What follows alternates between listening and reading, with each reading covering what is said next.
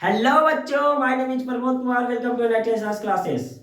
आज इस क्लास के माध्यम से 11th और 12th क्लास का स्टूडेंट का वीडियो डिमांड था कि सर नोमेनक्लेचर से आप मतलब नोमेनक्लेचर का टॉपिक डालिए यूट्यूब पे। तो बच्चों की डिमांड के अनुसार आज मैं कार्बन और कार्बन के यौगिक का किस प्रकार से नामकरण किया जाता है उसके बारे में बताऊंगा। तब तक बच्चों आप लोग इस वीडियो को ज़्यादा से ज़्यादा लाइक, सब्सक्राइब, शेयर करें ताकि ज़्यादा से ज़्यादा लोगों तक ये वीडियो पहुंच सके। तो चलिए स्टार्ट करते हैं कार्बन और कार्बन के यौगिक का नामकरण। तो सबसे पहले बात करते हैं कार्बन के बारे में। कार्बन, तो कार्बन के बारे में मैं सबसे पहले ये बताने जा रहा हूं, छोटे छोटे बिंदु पे फोकस करूंगा। सबसे पहले कि कार्बन जो होता है पूरा आवर्त सारणी के अंदर या आवर्त सारणी बोले या कोई तत्व के अंदर यह अधातु अवस्था में रहता है। मतलब कहने का मतलब यह हुआ कि कार्बन जो होता है नॉन मेटल होता है। नॉन मेटल, ठीक है। नॉन मेटल क्यों होता है ये आगे मैं क्लियर कर दूंगा। दूसरा पॉइंट ये मैं बताने जा रहा हूं कार्बन के बारे में कि कार्बन जो होता है वर्ग 14 का तत्व है। वर्ग 14 का तत्व है और ये आवर्त सेकेंड के अंतर्गत आता है। ये आवर्त सेकेंड के अंतर्गत आता है, ठीक है। उसके बाद मैं बताने जा रहा हूं कि कार्बन कार्बन का जो एटॉमिक नंबर होता है मतलब परमाणु संख्या, कार्बन का जो एटॉमिक नंबर जो किस पे डिपेंड करता है, परमाणु संख्या पे, ठीक है। तो कार्बन का जो एटॉमिक नंबर होता है उसका होता है 6, ठीक है। अब बात करते हैं कार्बन का इलेक्ट्रॉनिक विन्यास। कार्बन का इलेक्ट्रॉनिक विन्यास जिसको इंग्लिश में बोलते हैं इलेक्ट्रॉनिक कॉन्फ़िगरेशन। तो कार्बन के पास 6 इलेक्ट्रॉन है और 6 ही प्रोटॉन है। प्रोटॉन की संख्या को हम लोग क्या बोलते हैं, परमाणु संख्या बोलते हैं, ठीक है। तो इसमें इलेक्ट्रॉन कितना है, कार्बन में 6 इलेक्ट्रॉन है। तो इसका इलेक्ट्रॉनिक विन्यास जो होगा 1s2 2s2 और 2p2, ये इसका इलेक्ट्रॉनिक विन्यास होता है। अब बात करते हैं कार्बन के अपरूपता। तो कार्बन का जो अपरूपता होता है, कार्बन का जो अपरूपता होता है हीरा और ग्रेफाइट होता है। हीरा और ग्रेफाइट दोनों के दोनों अधातु होते हैं। ग्रेफाइट अधातु होते हुए भी इसमें धारा का प्रवाह होता है, मतलब करंट का फ्लो इसमें होता है। सबसे इंपॉर्टेंट सवाल कि वह कौन ऐसा धातु है जिसमें धारा का प्रवाह होता है, तो है ग्रेफाइट। ग्रेफाइट अधातु होते हुए भी उसमें धारा का प्रवाह होता है। अब बात करते हैं कार्बन के बारे में कि कार्बन का भूख कितना है। कार्बन का भूख का मतलब क्या हुआ ये चीज समझाते हैं आप लोग को। तो कार्बन का पहले देखते हैं इलेक्ट्रॉनिक विन्यास 1s2 2s2 2p2 होता है। तो अगर बात करें कार्बन के पास कि अगर ये दोनों ये दो 2s2 और 2p2 अगर हट जाए तो ये कार्बन अक्रिय गैस बन जाएगा। मेरा कहने का मतलब ये हुआ कि कार्बन से अगर 4 इलेक्ट्रॉन निकल जाए तो कार्बन क्या बना लेगा, हीलियम का निर्माण कर लेता है। और हीलियम क्या होता है, एक अक्रिय गैस होता है। अक्रिय गैस का मतलब हुआ कि अक्रिय गैस जो होता है एक प्रकार से अस्थाई होता है। फिर से रिपीट कर रहे हैं, ये कार्बन का इलेक्ट्रॉनिक विन्यास होता है 1s2 2s2 2p2। अगर यहां से 4 इलेक्ट्रॉन हटा दिया जाए तो जैसे ही 4 इलेक्ट्रॉन हटेगा तो 4 इलेक्ट्रॉन हटने का मतलब हुआ कि कार्बन के पास कितना इलेक्ट्रॉन था, 6 इलेक्ट्रॉन। तो 6 इलेक्ट्रॉन में से 4 इलेक्ट्रॉन हटा दिए तो कार्बन के पास अब कितना इलेक्ट्रॉन बचा, 2 इलेक्ट्रॉन। और 2 इलेक्ट्रॉन किसका होता है, हीलियम का। तो हीलियम एक अक्रिय गैस है, एक नोबेल गैस है। और अक्रिय गैस और नोबेल गैस पूरा आवर्त सारणी के अंदर सबसे ज्यादा अस्थायी रूप में पाया जाता है।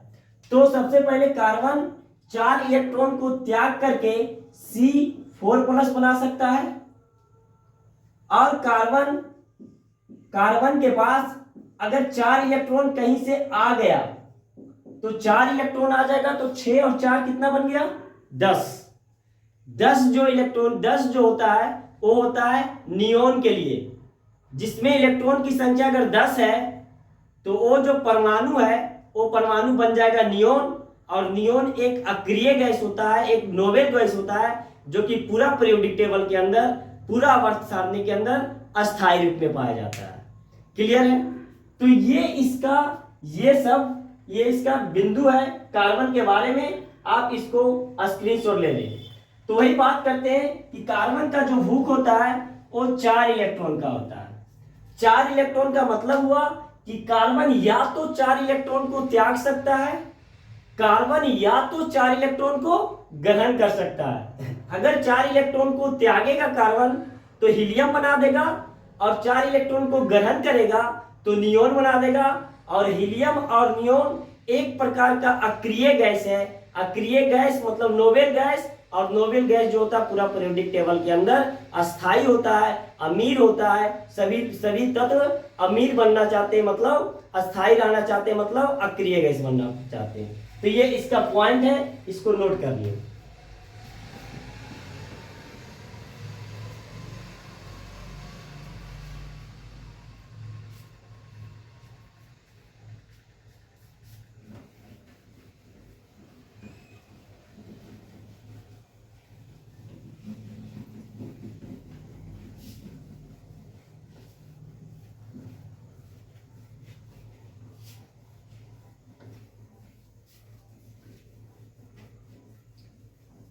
अब बात ये आता है कि कार्बन 4 इलेक्ट्रॉन को ग्रहण करेगा तो क्या बनाएगा, अब कार्बन 4 इलेक्ट्रॉन को त्यागेगा तो क्या बनाएगा। तो कार्बन अगर 4 इलेक्ट्रॉन को त्याग दिया, कार्बन अगर 4 इलेक्ट्रॉन को त्याग दिया तो वो कार्बन जो बन जाएगा C4+ बन जाएगा। ठीक है? अगर कार्बन 4 इलेक्ट्रॉन को ग्रहण कर लेगा तो वो बना देगा C4-, और C4+ बनेगा। इसका मतलब 4 इलेक्ट्रॉन बाहर गया, मतलब ये इसके पास जो गुणधर्म आ जाएगा वो हीलियम ऐसा गुणधर्म आ जाएगा।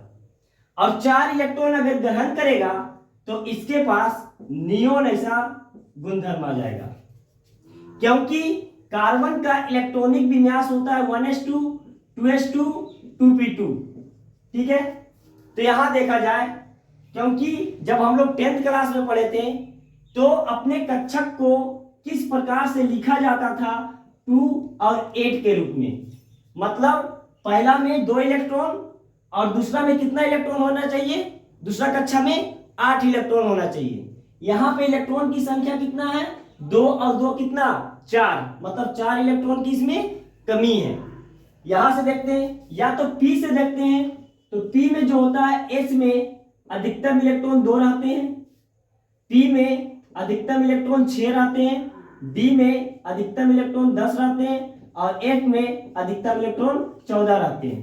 तो यहाँ P में 2 इलेक्ट्रॉन है तो इसको कितना इलेक्ट्रॉन चाहिए, 4 इलेक्ट्रॉन चाहिए। तो कहने का मतलब अगर कार्बन 4 इलेक्ट्रॉन को त्यागेगा तो ये 4 इलेक्ट्रॉन यहां से निकला तो ये किसको बना देगा, हीलियम ऐसा गुणधर्म लेके आएगा। अगर 4 इलेक्ट्रॉन को त्याग किया तो नियोन ऐसा, 4 इलेक्ट्रॉन को अगर ग्रहण किया तो नियोन ऐसा वो गुणधर्म ला देगा। और हीलियम और नियोन एक अक्रिय गैस होता है, और अक्रिय गैस जो होता है एक अस्थायी तत्व होता है। सभी तत्व अक्रिय गैस बनना चाहते हैं। क्लियर हो गया बात? ठीक है? अब बात करते हैं कि जब कार्बन 4 इलेक्ट्रॉन को त्यागेगा तो निर्माण किसका करेगा, धन आयन का। ठीक है? और कार्बन जब 4 इलेक्ट्रॉन को ग्रहण करेगा तो निर्माण किसका करेगा, ऋण आयन का। ठीक है। कार्बन जब 4 इलेक्ट्रॉन को ग्रहण किया, सॉरी त्याग किया, तो त्याग करेगा तो धन आयन बनाएगा, और 4 इलेक्ट्रॉन को जब ग्रहण करेगा तो क्या बनाएगा, ऋण आयन बनाएगा। तो हम ये मेरा क्वेश्चन ये है कि क्या कार्बन धन आयन और ऋण आयन बना सकता है या नहीं बना सकता है। क्वेश्चन ये है कि कार्बन आयनिक बंधक क्यों नहीं बनाते हैं, अगर बनाते हैं तो क्यों बनाते हैं, अगर नहीं बनाते हैं तो क्यों नहीं बनाते हैं। तो इसके पीछे कारण समझते हैं। जैसे मान लिया जाए कि ये कार्बन है, ठीक है, कार्बन के ये हो गया नाभिक। कार्बन के पास 2 कक्षक है। पहले कक्षक में कितना इलेक्ट्रॉन, 2 इलेक्ट्रॉन, पहला कक्षक में 2 इलेक्ट्रॉन। दूसरा कक्षक का बात करें तो 2 और 2 4 इलेक्ट्रॉन हो गया, 1 2 3 4 इलेक्ट्रॉन। कार्बन के पास प्रोटॉन नाभिक में कितना है, तो 6 प्रोटॉन है, ठीक है। अभी हम क्या करना चाह रहे हैं, धन आयन बनाना चाह रहे हैं कार्बन को। तो धन आयन बनाने का मतलब हुआ कि जब इस कार्बन के तत्व से एक एक इलेक्ट्रॉन को क्या करेंगे, बाहर निकालेंगे, तो बाहर निकालेंगे तो धन आयन का निर्माण होगा, ठीक है। तो जैसे ही इस कार्बन से हम एक इलेक्ट्रॉन को निकालेंगे, एक इलेक्ट्रॉन को बाहर करेंगे, तो अभी कार्बन के पास 6 इलेक्ट्रॉन के लिए 6 प्रोटॉन मौजूद है। जैसे ही हम एक इलेक्ट्रॉन को यहां से निकालें, इलेक्ट्रॉन किससे जकड़ा हुआ है, प्रोटॉन से जकड़ा हुआ है। तो प्रोटॉन से जकड़ा हुआ है तो स्वाभाविक है कि जैसे हम एक इलेक्ट्रॉन को निकालेंगे तो इसको निकालने के लिए हमको इसमें एक ऊर्जा देना पड़ेगा, तभी तो इलेक्ट्रॉन निकलेगा, क्योंकि 6 इलेक्ट्रॉन 6 प्रोटॉन से घिरा हुआ है। हर एक प्रोटॉन के लिए, हर एक इलेक्ट्रॉन के लिए, सॉरी हर एक इलेक्ट्रॉन के लिए हर एक प्रोटॉन है, मतलब एक इलेक्ट्रॉन के लिए एक एक प्रोटॉन है वहां पे। तो जैसे यहां से एक इलेक्ट्रॉन को बाहर की तरफ निकालेंगे, प्रोटॉन चाहेगा कि इसको निकालने के लिए हमको कुछ पैसा दो, पैसा कुछ किस रूप में दो, तो एक एनर्जी के रूप में दो। तो जब तक इसमें एनर्जी हम लोग नहीं देंगे, ऊर्जा नहीं देंगे, इलेक्ट्रॉन को निकालना संभव नहीं होगा, ठीक है। तो जैसे ही मान लिया जाए कि इसमें हम थोड़ा सा एनर्जी दे दिए, तो ये कार्बन था, तो कार्बन से बन गया C+, एक इलेक्ट्रॉन बाहर आ गया, ठीक है, क्लियर हो गया। तो C से C+, तो C से C+ बनने का मतलब हुआ कि इसमें एक इलेक्ट्रॉन बाहर आ चुका है। अब इसके पास कितने इलेक्ट्रॉन है, 5 इलेक्ट्रॉन है। तो अब जो कार्बन के पास इलेक्ट्रॉन है, C+ के पास जो इलेक्ट्रॉन है वो इलेक्ट्रॉन है 5, और प्रोटॉन अभी भी कितना है, प्रोटॉन अभी भी है 6। अब बताइए कि पहले एक एक इलेक्ट्रॉन के लिए एक एक प्रोटॉन था, अब यहां पे 5 इलेक्ट्रॉन के लिए 6 प्रोटॉन है। तो यहां प्रोटॉन का आकर्षण बल अब इलेक्ट्रॉन के प्रति बहुत ज्यादा, इसके कंपेयर में बहुत ज्यादा है। तो इस इलेक्ट्रॉन को निकालने के लिए और ऊर्जा की आवश्यकता होती है इसको। तो जैसे जैसे इलेक्ट्रॉन हमको निकालना है, 1 से 2 इलेक्ट्रॉन, 2 से 3 इलेक्ट्रॉन, तो ऊर्जा उतना ज्यादा हमको उस तत्व में देना पड़ेगा। 1 इलेक्ट्रॉन निकालें तो कम ऊर्जा, 2 इलेक्ट्रॉन निकालेंगे तो उससे थोड़ा ज्यादा ऊर्जा, जब 3 इलेक्ट्रॉन को निकालेंगे तो उससे ज्यादा ऊर्जा। लेकिन चौथा इलेक्ट्रॉन नहीं निकाल सकते हैं, क्योंकि उतना ऊर्जा अवेलेबल नहीं होता है। मेरा कहने का मतलब हुआ कि कार्बन एक इलेक्ट्रॉन निकल करके C+ बन गया, फिर C+ से एक इलेक्ट्रॉन निकाले तो C2+ बन गया, फिर C2+ से एक इलेक्ट्रॉन निकाले तो C3+ बन गया। लेकिन C3+ से अब इलेक्ट्रॉन निकालना, उतना ज्यादा इलेक्ट्रॉन नहीं निकाल सकते हैं। क्यों नहीं निकाल सकते हैं? कि अब उतना ज्यादा ऊर्जा हम उस कार्बन को नहीं दे सकते हैं, इसीलिए कार्बन धन आयन नहीं बना सकता है। क्लियर हो गया। अब बात करते हैं कि जब इस इलेक्ट्रॉन को निकालने के लिए हमको कौन सा ऊर्जा देना पड़ता है, तो उस ऊर्जा का नाम है आयनन विभव। तो हमको इस परमाणु से, इस तत्व से इलेक्ट्रॉन निकालने के लिए हमको ऊर्जा जो देना पड़ता है, उस ऊर्जा का नाम है आयनन विभव। तो जब कार्बन से एक इलेक्ट्रॉन निकालते हैं तो थोड़ा सा ऊर्जा, और इलेक्ट्रॉन निकालें तो उससे ज्यादा ऊर्जा, तीसरा इलेक्ट्रॉन निकालेंगे तो उससे ज्यादा ऊर्जा, लेकिन चौथा इलेक्ट्रॉन नहीं निकल सकता है क्योंकि उतना ऊर्जा नहीं होता है। क्लियर हो गया? तो कार्बन धन आयन नहीं बना सकता है। क्लियर हो गया बात? अब बात करते हैं ऋण आयन का।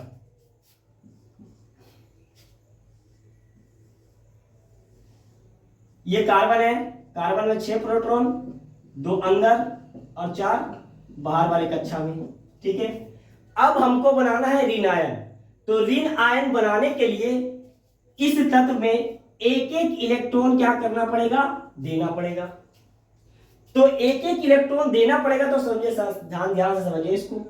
यहां पे 6 प्रोटॉन है नाभिक के पास, कार्बन के नाभिक के पास कितने प्रोटॉन है? 6 प्रोटॉन। अब यहां पे एक इलेक्ट्रॉन देंगे, तो एक इलेक्ट्रॉन देंगे तो इसको भी देने के लिए हमको ऊर्जा देना पड़ता है। ऊर्जा क्यों देना पड़ता है? क्योंकि इसकी बाहरी कक्षा में जो 4 इलेक्ट्रॉन है, इस इलेक्ट्रॉन को अंदर आने नहीं देगा, क्योंकि इलेक्ट्रॉन और ये इलेक्ट्रॉन आपस में क्या करेंगे? प्रतिकर्षण करेंगे। मतलब एक उसको क्या करेंगे? धक्का देंगे। तो धक्का देने का मतलब मेरा ये हुआ कि इस इलेक्ट्रॉन को इस परमाणु के अंदर नहीं दे सकते हैं। अगर देना भी है तो उसमें ऊर्जा देने की जरूरत है। तो एक इलेक्ट्रॉन देंगे तो इसमें ऊर्जा देना पड़ेगा। अब इसका दूसरा इलेक्ट्रॉन देंगे तो और ऊर्जा देना पड़ेगा, तीसरा इलेक्ट्रॉन देंगे तो और ऊर्जा देना पड़ेगा। लेकिन जब चौथा इलेक्ट्रॉन देंगे तो उतना ऊर्जा अवेलेबल रहता ही नहीं है। इसलिए कार्बन ना तो धन आयन का निर्माण करता है और कार्बन ना तो ऋण आयन का निर्माण करता है। तो कार्बन करता क्या है? तो कार्बन जो करता है, ना ही धन आयन बंध बनाता है, ना ही ऋण आयन बंध बनाता है। कार्बन केवल और केवल सहसंयोजी बंध बनाता है। इसके बारे में समझते हैं।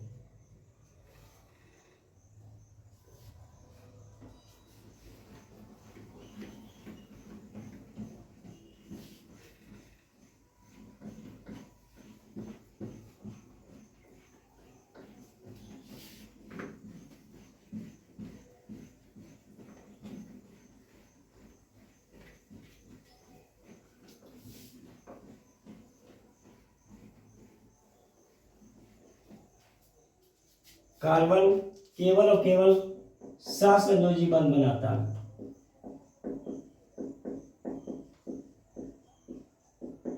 इंग्लिश में इसको बोलते हैं कोवेलेंट बॉन्ड।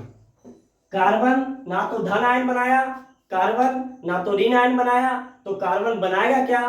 तो कार्बन केवल और केवल सहसंयोजक बनाएगा। किस प्रकार से सहसंयोजक बनाएगा बंध? इसको देखते हैं। जैसे मान लिया जाए कि कार्बन है, कार्बन के बाह्यतम कक्षा में कितने इलेक्ट्रॉन है? 4 इलेक्ट्रॉन। 1 2 3 4 इलेक्ट्रॉन। अब इसको 4 इलेक्ट्रॉन की और आवश्यकता है क्योंकि ये साझेदारी करेगा।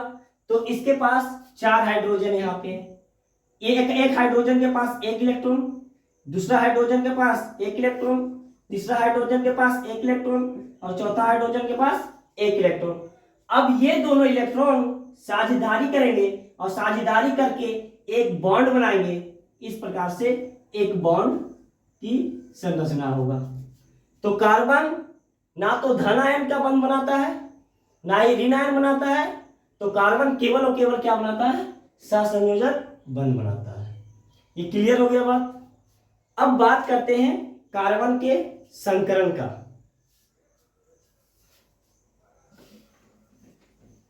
अब बात करते हैं, थोड़ा सा गुणधर्म का बात करते हैं। कार्बन का गुणधर्म,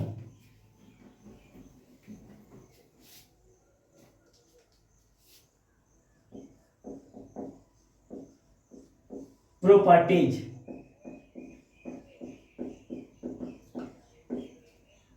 पहला गुणधर्म है कार्बन का संकरण।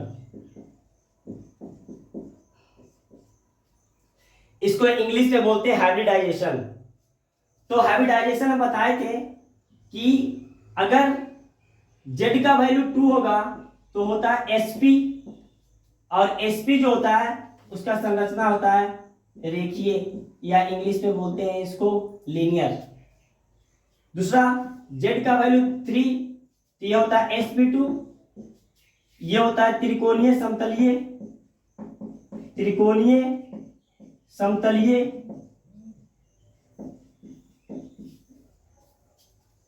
अगर Z का वैल्यू 4,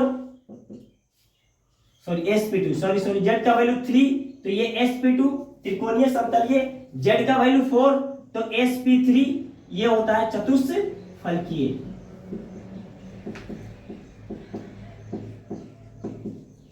Z का वैल्यू 2, sp इसका जो संरचना होगा वो रेखीय, Z का वैल्यू 3, sp2 त्रिकोणीय समतलीय, Z का वैल्यू 4, sp3 चतुष्फलकीय। Z का वैल्यू 2 का मतलब एक s तो रहेगा ही रहेगा, और एक बचा हुआ क्या बन गया p। Z का वैल्यू 3 का मतलब एक s तो रहेगा ही रहेगा, दूसरा बन गया p, 2p हो गया तो p2। Z का वैल्यू 4 का मतलब एक s और 3 बन गया p तो p3। समझ में आ गया बात। अब इससे रिलेटेड हम बताते हैं कि किस प्रकार से संकरण निकाला जाता है। तो हम फॉर्मूला बताए थे, अगर किसी स्टूडेंट को नहीं आता है तो 11th क्लास का पूरा केमिकल बॉन्डिंग का लेक्चर डाला हुआ है मेरे चैनल पर, आप सर्च कीजिएगा कि chemical bonding in inerted science classes, YouTube पे सर्च मारिए आपको मिल जाएगा। वहां पे केमिकल बॉन्डिंग का 6 से 7 10 से 12 लेक्चर होगा करीब करीब, पूरा केमिकल बॉन्डिंग का सीरीज दिया हुआ है, जिसमें आप सर्च मारिएगा हाइब्रिडाइजेशन का पूरा कंसेप्ट आपको मिल जाएगा वहां पे। तो अब बात है कि संकरण किस प्रकार निकालते हैं। तो आपको हम शॉर्टकट बता रहे हैं कि Z इक्वल टू होता है bond pair plus lone pair, मतलब BP प्लस LP। चलिए देखते हैं कि किस प्रकार से क्या होता है।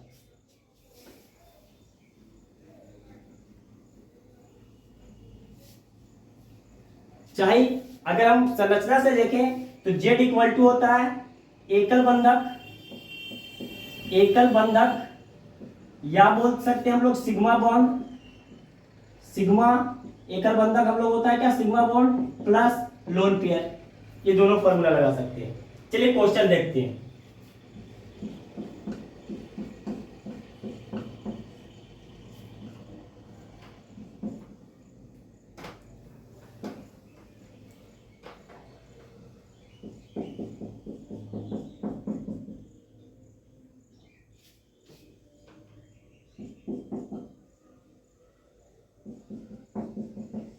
अब इसका बात करते हैं, ठीक है, सबका अलग अलग लिख देते हैं, थोड़ा ज्यादा समझ में आएगा आपको।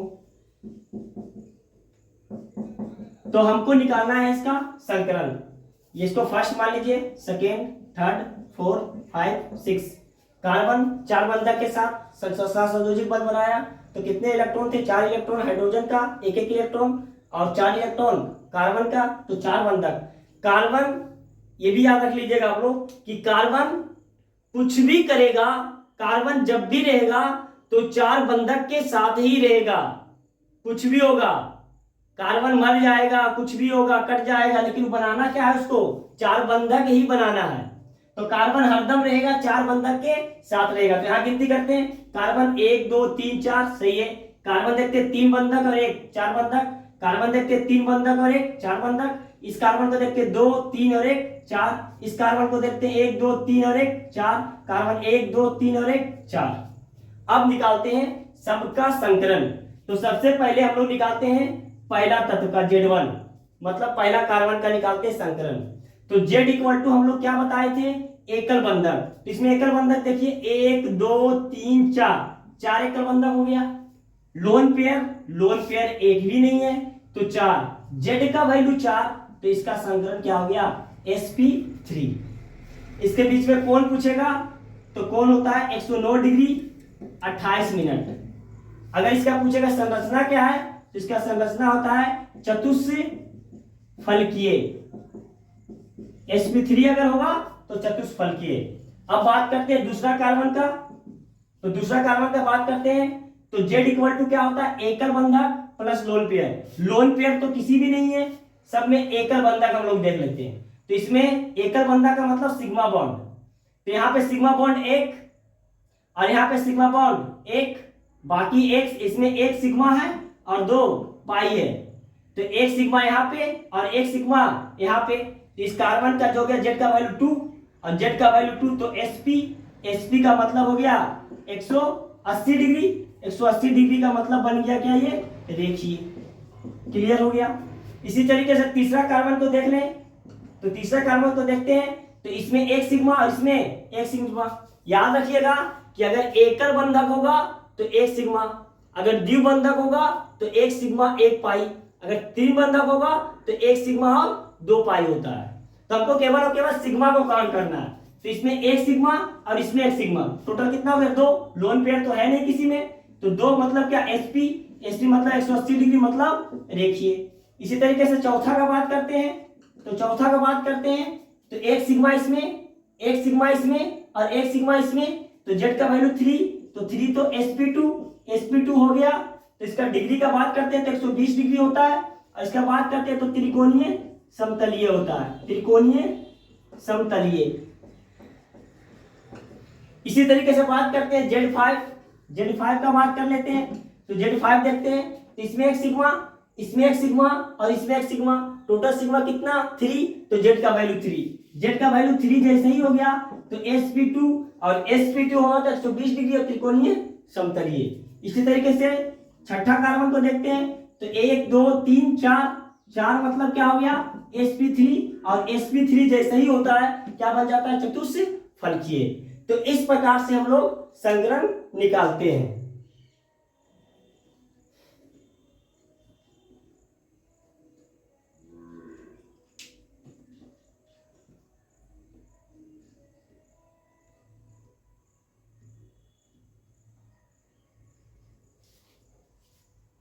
पहला गुणधर्म हो गया संकरण, पहला गुणधर्म था संकरण जो कि हम बता दिए।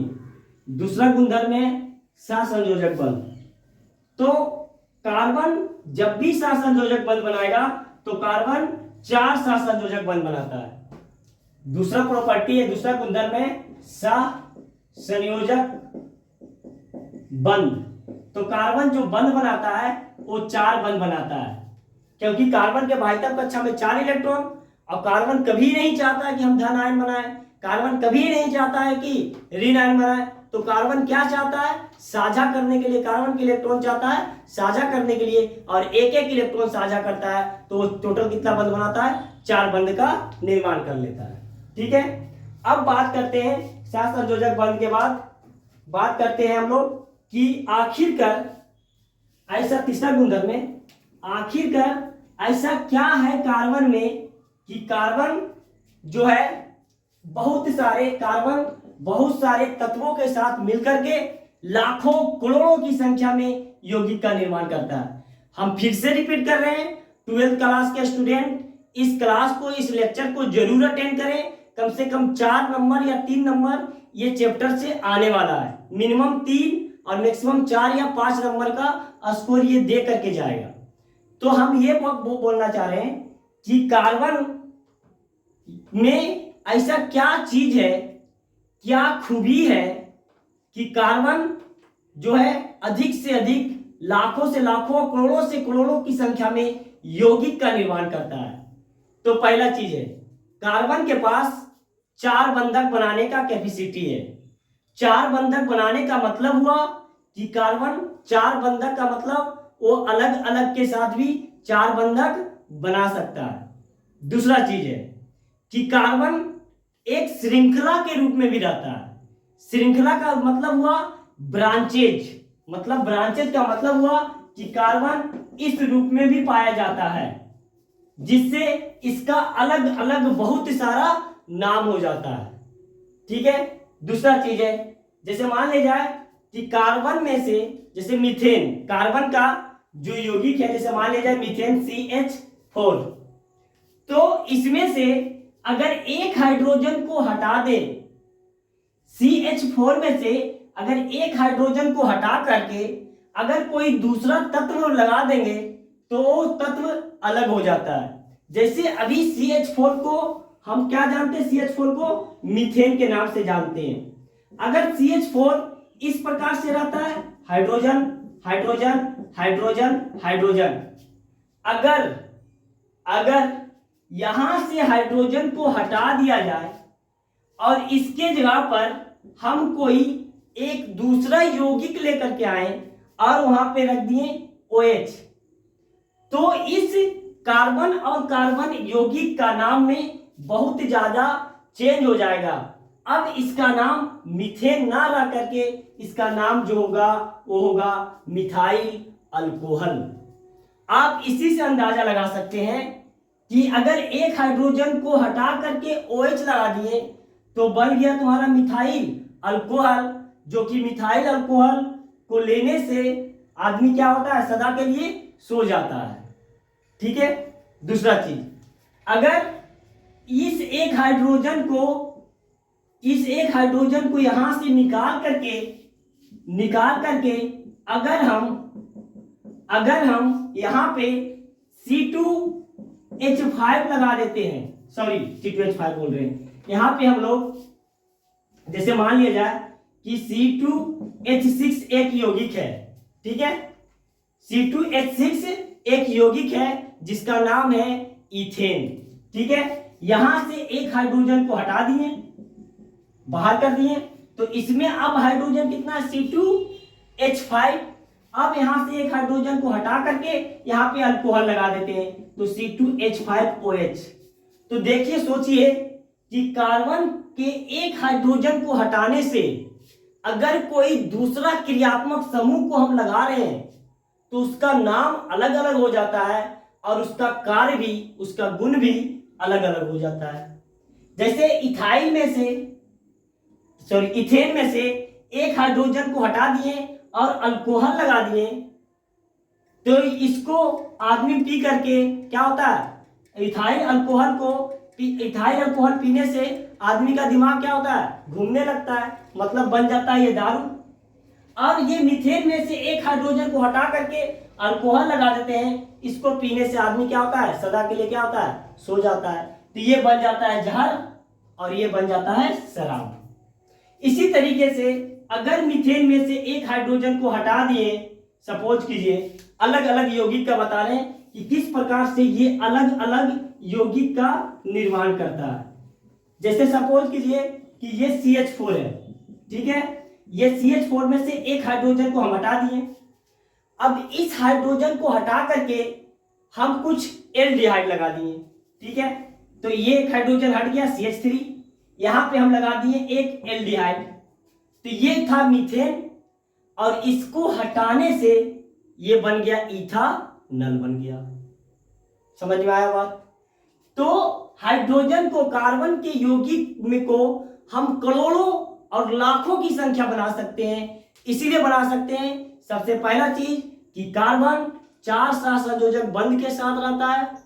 दूसरा चीज है कि कार्बन जो होता है एक श्रृंखला के रूप में पाया जाता है, एक लंबी लंबी श्रृंखला के रूप में पाया जाता है। इसीलिए कार्बन के यौगिक कार्बन और कार्बन के यौगिक लाखों और करोड़ों की संख्या में होता है।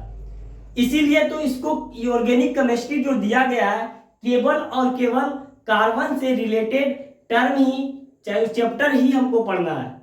तो आज के लिए इतना ही। आगे का क्लास में इसका सेकेंड वीडियो आएगा, वहां से, ये तो इंट्रोडक्शन क्लास था इसका, वहां से आपका नामकरण शुरू हो जाएगा। ये कार्बन के बारे में इंट्रोडक्शन क्लास था। बच्चे लोग ज्यादा से ज्यादा इस वीडियो को लाइक, सब्सक्राइब, शेयर करें, ज्यादा से ज्यादा लोग शेयर करें, ताकि मैं आगे चल के बहुत जल्द प्रोजेक्टर पे पढ़ाना चाहता हूँ, लाइव क्लास आना चाहता हूँ, इसलिए इसको ज्यादा से ज्यादा शेयर करें। Thank you for watching.